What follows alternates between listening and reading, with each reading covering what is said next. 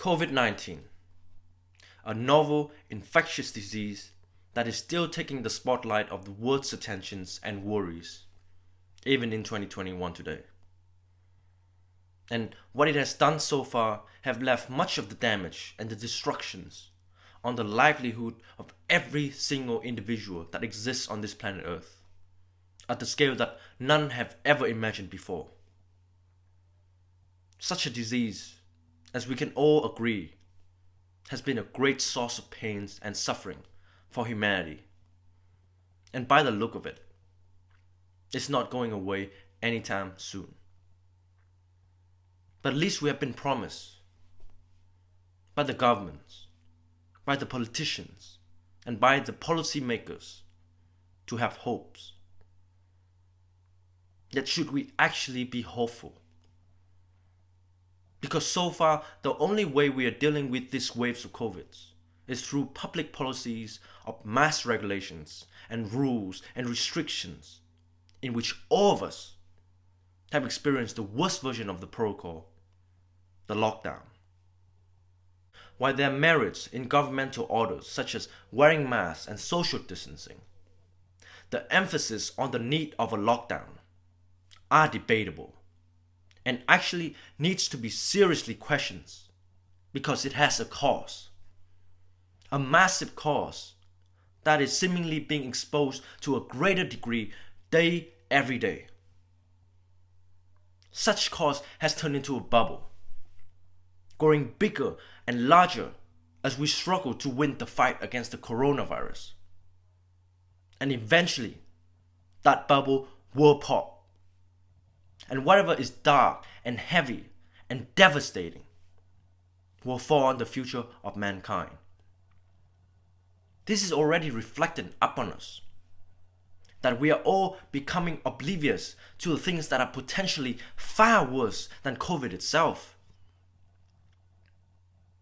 And yes, while COVID do kill people, so do poverty and hunger and stress and mental illnesses and isolation. These are all direct consequences of the prison experiments that have pushed millions of people out of jobs and shut down thousands of local businesses, which are essentially the building blocks of a nation economy, the fabric of a society, all flushed down the toilet with a button of a command from those who care more about their political campaign than the economic well-being of families and individuals. Intentionally or not, there's a serious lack of considerations in the way we as a collective community choose to handle the situations among the general population. Different groups of people have different needs. Different circumstances require different solutions. We are quickly forgetting the things that are most important to us all, and we allow the politicians and the mainstream media to lead us on with policies that do not make any sense. Restrictions that cross over the line, and orders that inhibit our freedom and our ability to make decisions as business owners, as parents, and as individuals who have responsibility in taking care of ourselves and our loved ones. There are families that need businesses to fund their basic living necessity. There are parents that need stable incomes to feed themselves and their growing children. There are young people that need jobs to afford a living space and to secure their educational and economic future.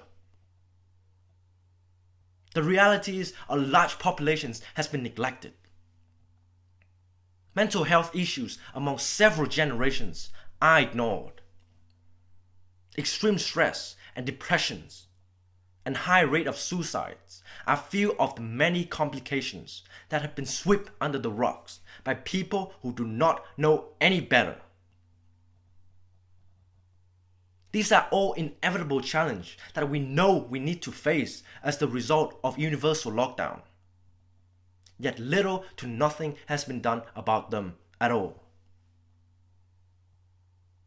No one is discussing. No one is speaking out. No one is giving solution.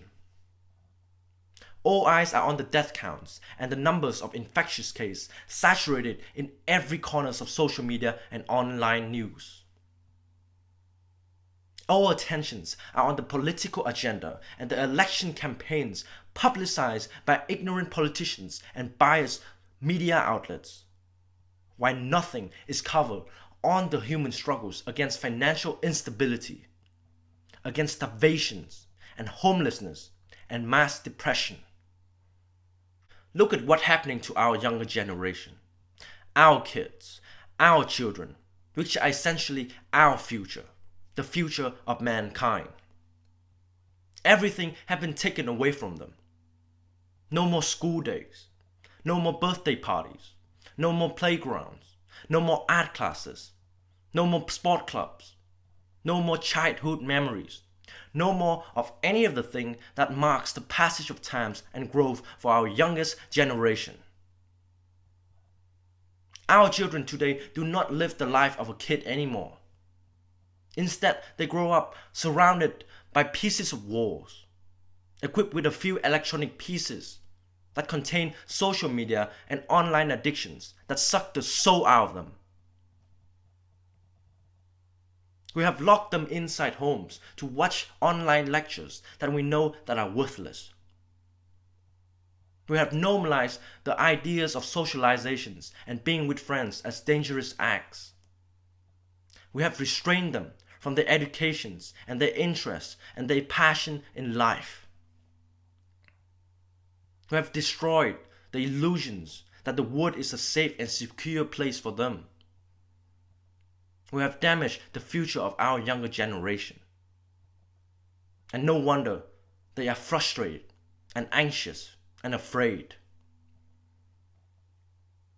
Kids today are suffering, physically and mentally, yet not much has been done to lift them out of their misery. Especially those that have poor families, or have single mothers and single fathers, or have working parents as nurses and doctors or any of the other essential roles that are high in demand today. Sacrificing the minds and the future prospect of an entire generation might have been justified if the virus was lethal and indiscriminate as we first thought. But it's not. We now know who is in the highest risk. We now know how and where the virus is likely to spread. We now know plenty of the preventative methods, including the use of masks and the importance of being hygienic. And we have begun the vaccination process to the elderly and to the compromised. At this point, there should be no excuses to not give extra considerations to those that are vulnerable, not to the threat of COVID, but to the threat of myriads of other factors that can also kill and demolish the well-being and the economic future of the individuals. Because in the end, it is the poor that suffer the most, not those who have never missed a day of paycheck. What they don't tell you is precisely what you should care the most. We have to stop blinding ourselves from the mediums to the long-term effects of this extreme public policy, because the consequences are very real and very serious. The longer we put the normal life on hold for the children and for the young people, the further they will slip from financial stability and from reaching a successful career and achieving a happy, healthy life.